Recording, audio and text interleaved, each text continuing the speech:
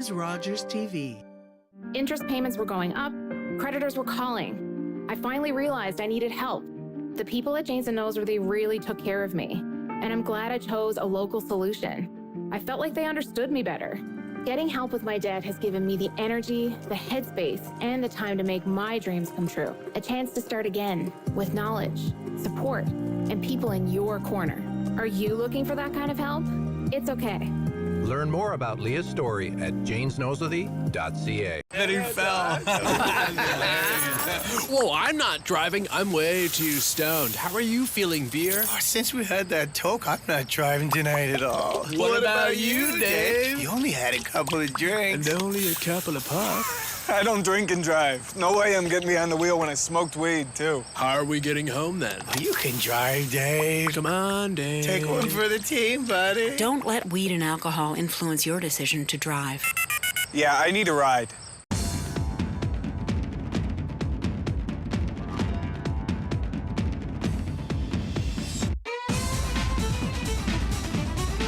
Good evening, everybody. How are you doing out there in TV land? It's your boy DC from Rogers Television's Out of the Fog, and we're out in the wild, just where we love to be. Tonight, we are at the Arts and Culture Center. It's the Hunter Library, and this is the Book Awards. The Writers Alliance of Newfoundland and Labrador work very hard to help artists access funding, opportunity, and this Book Awards is just another piece of all that they do to make it all happen on the page and beyond. So we're going to have 3 readings tonight from 3 of our finalists, and we're going to have our sponsors recognized. We're going to look at all the writers doing all the good things, and then one is going to walk away with the grand prize. And this means that they can access more opportunity, and as one of our presenters says, buy more time to create the work. So stay tuned. After this break, we're going to get things going. This is Out of the Fog, and we'll be right back.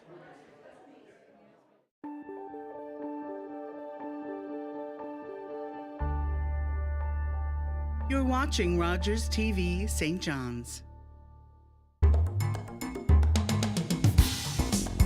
We're here at the Rooms finishing our 2nd season of Sharing Our Cultures. This is the place where you get to meet amazing individuals from diverse cultural backgrounds who are making significant contributions to our communities.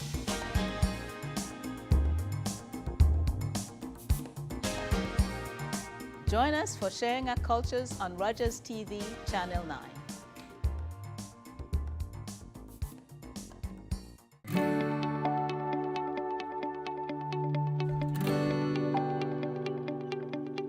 You're watching Rogers TV St. John's. Okay. So welcome, everybody, to the 26th Annual Newfoundland and Labrador Book Awards. In this evening's event, we're celebrating finalists of the 2022 Fiction Award, sponsored by Killick Capital, who we love. Love them. You're going to hear me say that a lot tonight. The annual book awards are held here by the Writers Alliance of Newfoundland and Labrador. We recognize the excellence in writing in Newfoundland and Labrador authors. They're held each year in biennial pairings, poetry and nonfiction in one year, and children's young adult literature in the alternate year. So in 2022, the awards are for both fiction and children's young adult literature. Big thank you to Killick Capital again for their continued support of the fiction, and to all the Bruneau family for their continued support of the Children's Young Adult Award. Thank you to all of our partners, including, again, Beauty, Perfect Day.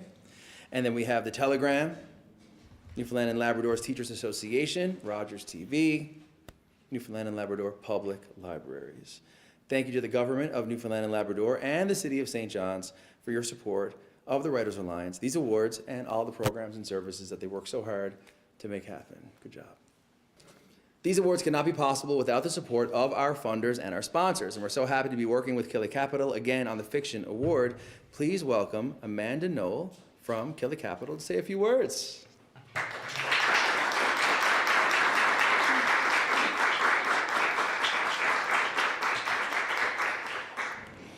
Good evening, everyone. Thank you for having me. I'm the office manager for Killick Capital. I wanted to say a few words on behalf of Mark Dobbin and the Killick team, who unfortunately couldn't be here this evening. Killick Capital is a private equity firm dedicated to partnering with Atlantic Canadian businesses and aerospace businesses. At Atlantic Capital, we strongly support the community of Newfoundland and Labrador. We understand and support the importance of reading and writing in the world now more than ever and for the future. Most importantly, we recognize and are proud to support the important role that the Writers Alliance of Newfoundland and Labrador plays in our province for our authors and authors-to-be. On behalf of myself and the Killick team, good luck to the finalists tonight. Without further ado, let's get into the readings. I'm pumped. As I introduce the shortlisted authors for their works, I'll also give you a flavor of their books by reading you the jury's remarks. So first, shortlisted author, Bridget Canning. Here's what the jury had to say about Some People's Children. In Some People's Children, Bridget Canning writes about contemporary Newfoundland with honesty, compassion, and a healthy dose of dark humor.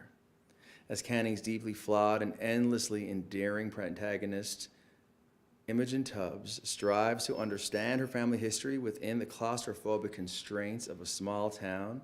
She unearths complicated truths about obligation, love, and loss. Everyone, let's welcome Bridget.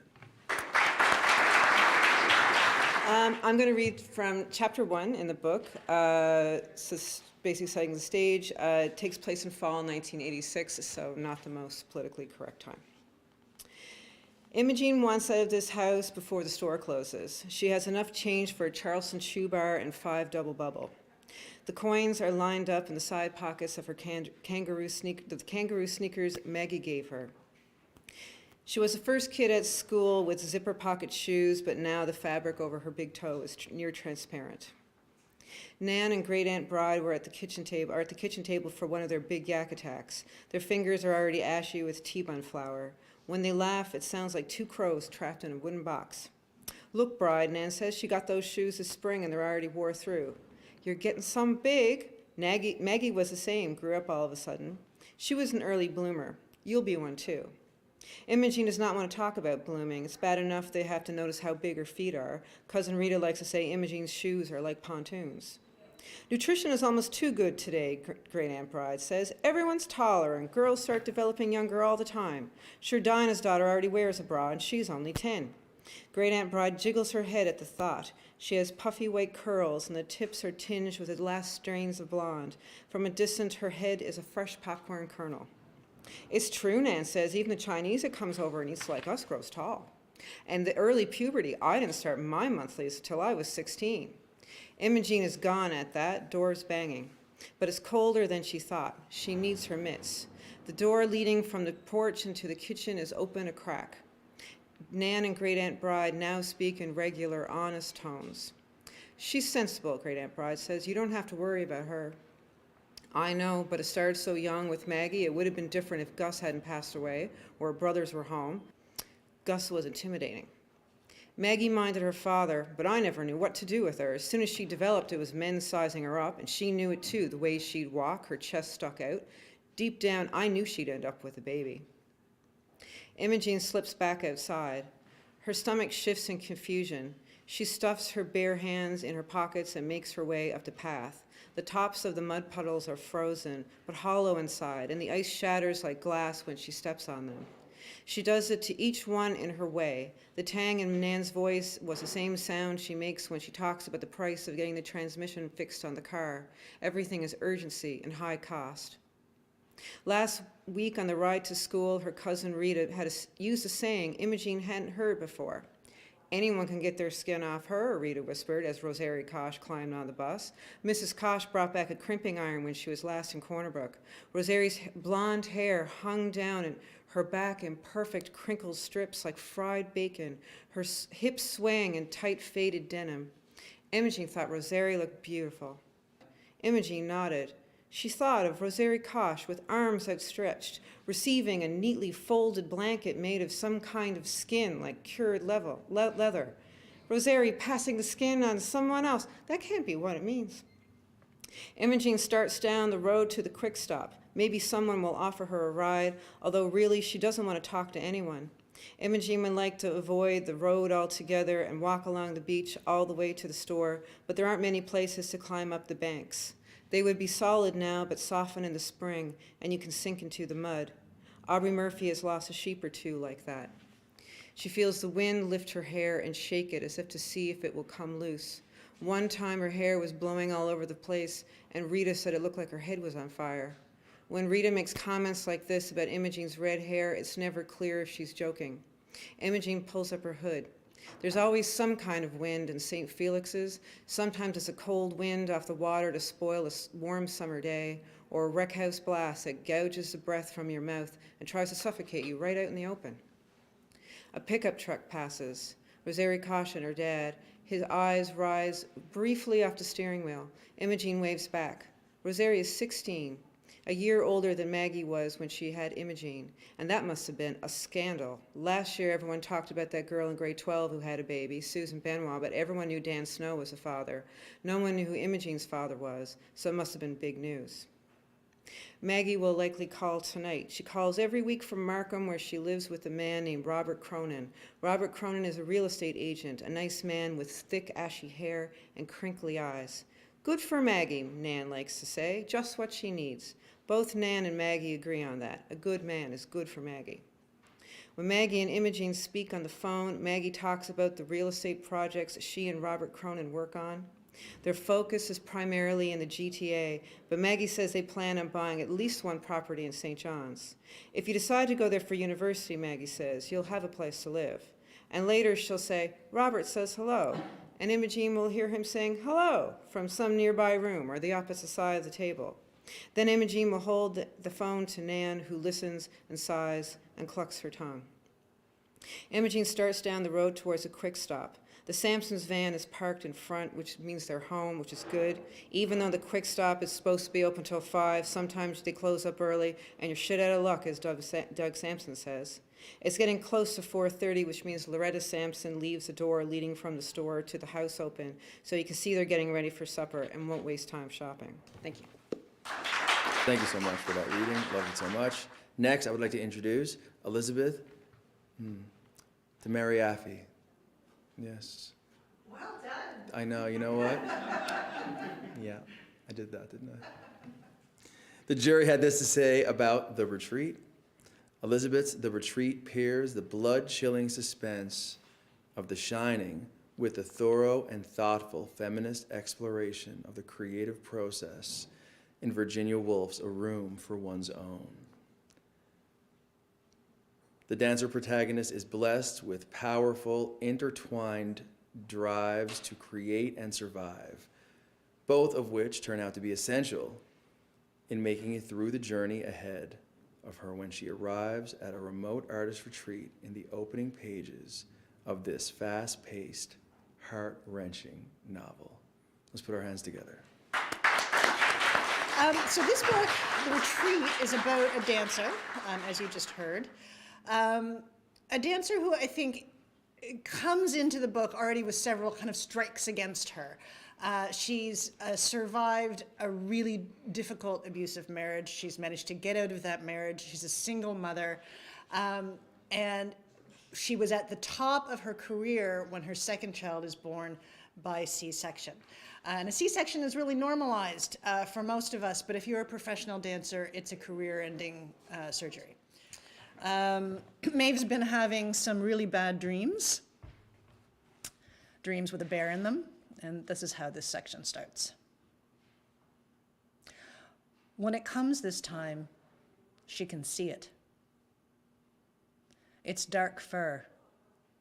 Maeve is sure she must be awake. First, the smell of it, wetness and musk, a bog smell, a sex smell washing in like a heavy wave, and then it's already there, coming at the window. She can see the blackness in its eyes.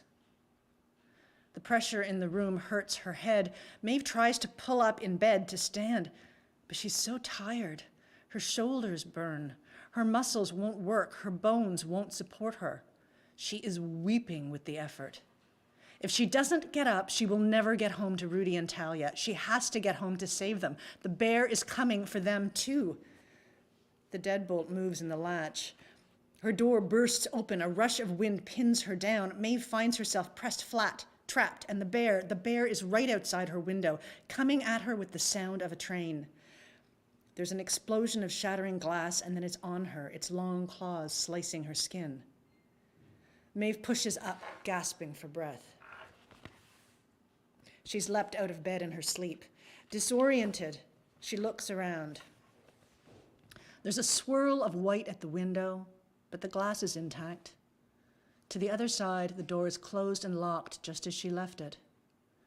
Her arm stings, and Maeve sees that she is bleeding. She knocked into the bedside lamp, breaking it on her way down. The jagged edge of a shard of china is still lodged in her skin. She takes hold of it with 2 fingers and pulls it out, and the room spins. For a moment, she thinks she will vomit, and she bends her head to her knees. In the bathroom, she stands over the sink, mopping at her arm with a wet face cloth. Then she rinses and squeezes it out and presses it to her forehead instead. She takes a drink and looks at herself.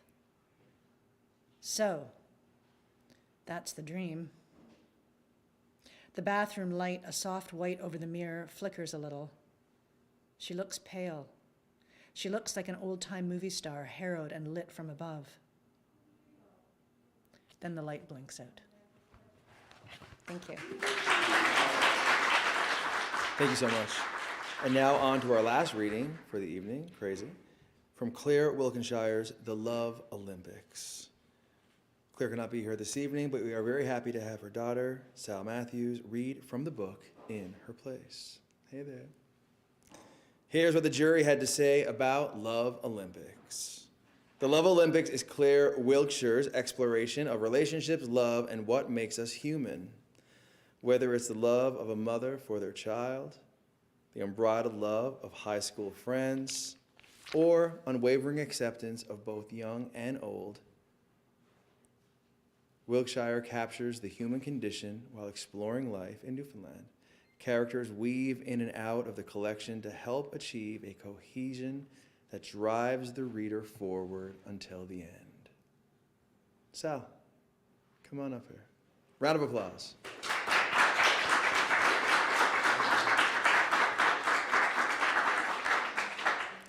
Hi, everyone. My mother couldn't be here tonight, so I'm going to read for her. She did leave me some thank yous. So she says she's delighted to have been shortlisted with such terrific writers and would like to congratulate Elisabeth and Bridget heartily. And she would also like me to convey her appreciation to WANL for all the effort they've invested into administrating these awards, to Killick Capital for supporting the arts, to the jury for their time, to the staff of the A.C. Hunter Library for hosting us, and to everyone in the audience this evening for coming. I'm going to read 2 excerpts tonight. The first one is from a story called Baby Whales. This is a story about 4 young people who are friends graduating from high school, and it's an exploration of the challenges they face and the ways in which they cope with them and find love and connection. The week before, Becca had been stacking her books at the end of class, and when she looked up, Samir was standing by her desk. His dark hair hung down over his forehead, but was very short on the sides. He was backlit by the large classroom windows, and the sun shone through the outer edges of his ears, making them a pale, translucent brown, which caused him to look, partly because he was unaware of it, slightly vulnerable and entirely adorable. "Hey," he said, I was gonna study after school for the test, at that coffee place, the new one. If you felt like coming, I could quiz you." She'd ordered an espresso. She knew what it was, but even so, it did look disappointingly small for the price, and when she tasted it, she wished she'd had the raspberry lemonade that he'd ordered. She drank a small sip and tried to enjoy it, but it tasted like maybe you were making cake with melted chocolate chips, but you burnt them on the bottom of the pan. And then 3 years later, your mother found the pan and soaked it in a tiny bit of water, and the water was this coffee. He was talking about the Boer War, about the past exam questions he'd read on the website, and the likelihood of certain topics recurring. Smuts, Kruger, causes, consequences, and she watched his expressive, intelligent face from across the table and nodded. He said smuts, and she tried to look thoughtful and imagined him sitting on a couch in someone's basement, unzipping his jeans. She nodded again at Kruger and said, "Yeah, a key players question, that might happen." And in her head, he sat back on the couch, looking maybe a little nervous. She wasn't sure about the next part, if she would want to do it at all. What if it was too weird? Probably you couldn't just stop partway through and say, you know, this isn't how I pictured it, and call it a day. He was saying principal causes. He was saying Transvaal. He looked really cute when he was at his most serious, an earnest, mildly perplexed expression, with his dark hair flopped down again. He had raised his eyebrows, and his eyes were big and deep brown and sort of shining, and he seemed to be seeking some kind of approval, but she had missed the question. She said British imperialism in the sagest possible way, a shot in the dark, but it seemed to do the trick. What if what she did wasn't the right thing? Would he tell her what to do? She imagined her hand and her mouth and his hips lifting, and when he said, the Pretoria Convention, what do you think? She said, yes. Becca wasn't looking for eternal love. She wasn't out to cramp Samir's style. All she really wanted was for him to put his arms around her and rest his face on the top of her head and say, I know. I know. So I'm going to read one more excerpt. This one is from a story called Dating. Kimberly, the protagonist, has recently separated from her husband and is in the process of setting herself up a new house and venturing into the world of online dating. Kimberly went to a furniture outlet where a businesslike woman named Tammy showed her the dishwashers and said she would need to arrange for someone to unhook the old one and hook up the new one because the delivery men wouldn't do that. We're having customer appreciation days, she said. There's a table by the door. Have a sandwich, fill out a ballot for the draw. There are cookies. Kimberly ate a triangular ham sandwich while Tammy prepared the paperwork for the delivery in a month's time. She loved ham sandwiches, and the triangular ones always tasted better. At 8:50 that evening, she was getting ready to go out when the phone rang. This is Tammy, said the voice. She wasn't late, not yet, but she needed to leave soon, because guess what? It was Saturday night, and Kimberly had a date. Oh yeah, so take that, Universe of Doom. This might just be the guy who would be nice to her, the one she'd have a laugh with, who would look at her and smile because he thought she was funny and a good person, who would appreciate her better qualities.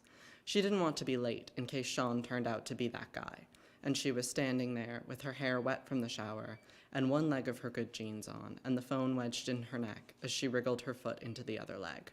She had no idea who Tammy was. The ballot you filled out today, you won. You won a convertible. There was a brief silence, very brief. It lasted maybe a second, in which she dropped the jeans and thought about guys who drove convertibles. They were usually guys. She didn't like them. They always looked rich and smug, every one of them. The shoulder-length, flowy white hair and the tan. She couldn't stand that look. The ostentation. They filled her with disgust. She could sell the convertible. They were worth a fortune. How much were they worth? She could furnish her new house with that kind of money. In the same second, she knew that for the first time in her life, she wanted a convertible. She wanted to drive along Water Street on a warm summer afternoon with giant sunglasses and the wind in her hair. She'd have to grow it out a little. No way was she selling that car, however wasteful it was. She would keep it. She'd drive it whenever she felt like it. If she looked rich and smug, so be it. So much the better. A convertible sofa, Tammy said. The store is closed, but I wanted to call and tell you the good news. Thank you. Thank you, Sal, Elisabeth, and Bridget for your readings. I wanted to thank again our sponsor, Coady Capital. Thank you so much for their continued support of the NLBAs.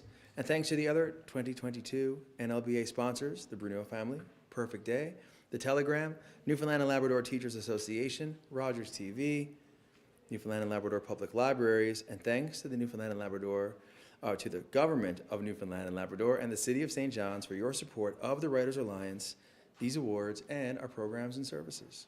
The 2022 Fiction Awards, sponsored by Coady Capital, goes to Elisabeth de Mariaffi.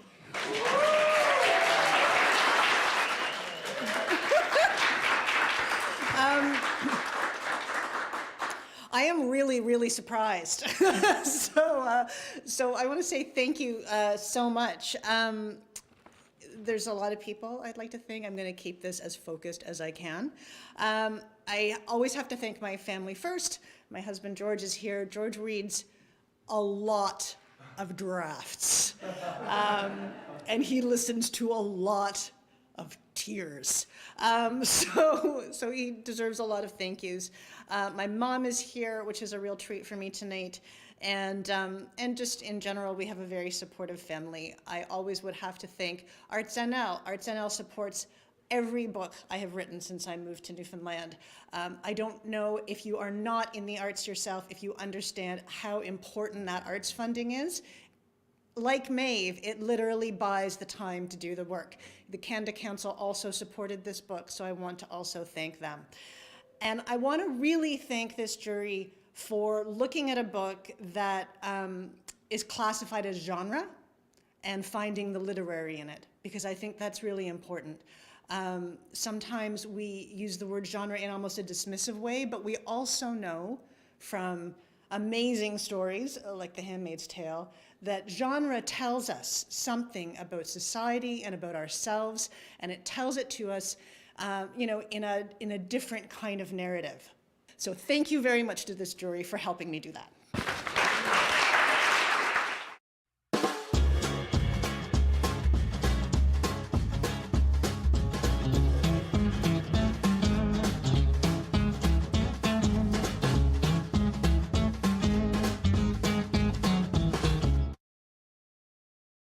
It all started when I racked up some serious debt. Interest payments were going up, creditors were calling. Janes and Noseworthy came up with a plan. Knowing that the phone was going to stop ringing and that I was not in this alone was a huge relief. Bankruptcy or a consumer proposal or whatever help you get is not the end. It's just the beginning. A chance to start again with knowledge and support and people in your corner. Are you ready? Get out of debt. It's okay. Learn more about Leah's story at janesnoseworthy.ca. Nicole Martin, the proud ambassador for the Comfort Bear program. Comfort Bears provide these cuddly bears to local children who are terminally ill, facing trauma, or battling a serious illness. Every $20 donation will place a Comfort Bear into the loving arms of a child involved in our program. It is our hope to distribute 1,000 bears in 2022. Please join us and provide comfort to kids in their time of need.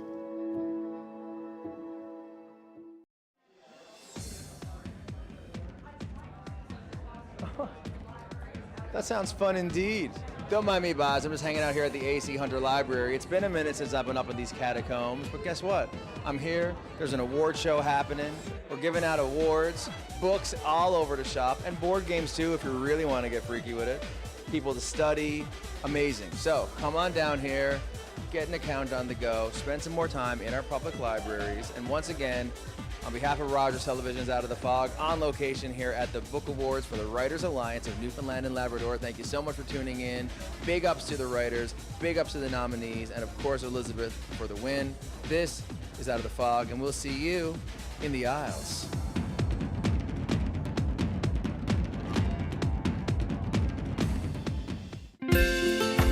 If you have a comment about this program, we'd love to hear it. Email or call us, or send us your feedback through social media.